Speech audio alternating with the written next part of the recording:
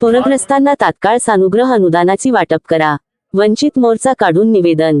जळगाव जामोद, मराठा दर्शन news.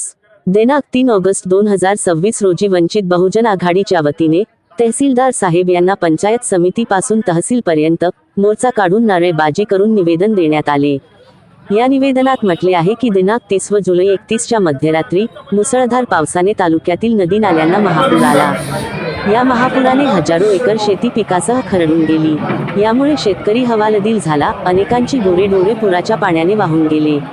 नदीकाठच्या घरांमध्ये पुराचे पाणी शिरल्याने घराची पडझड होऊन संसारोपयोगी साहित्य महापुराच्या पाण्याने वाहून गेले। जळगाव जामोद शहरातील मृतात महादेव वाघोदे हे पुरामध्ये वाहून गेल्याने त्यांचा मृत्यू झाला। अशा नुकसानग्रस्त नागरिक व शेतकरी यांना तात्काळ सानुग्रह अनुदान देण्यात यावे। पंचनामे करताना निष्पक्ष पंचनामे करण्यात यावे, अशा विविध मागण्यांचे निवेदन देण्यात आले।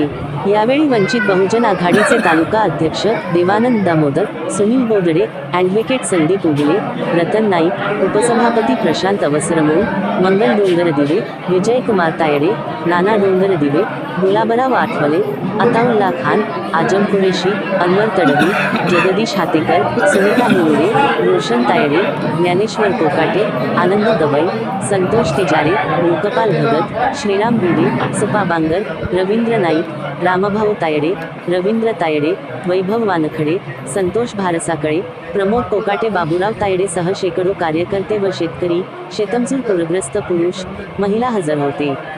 यांच्या निवेदनावर सह्या आहेत। हे उत्पन्न त्याला पूर्णपणे शेतकऱ्यांचा खर्च लागून बसलेला आहे। त्यांच्या हाती आज त्या पिकाचं काही येऊ शकत नाही। अशा शेतकऱ्यांचा आणि शेतमजुरांचा प्रशासनाने व शासनाने या ठिकाणी विचार करून त्यांना चांगल्या तऱ्हेची मदत व दिलासा व सानुग्रहाची मदत ही तात्काळ स्वरूपात त्यांच्यापर्यंत पोहोचावी, ही आजच्या प्रसंगी वंचित बहुजन आघाडी तालुका जळगाव जामोदच्या वतीने आमची मागणी आहे।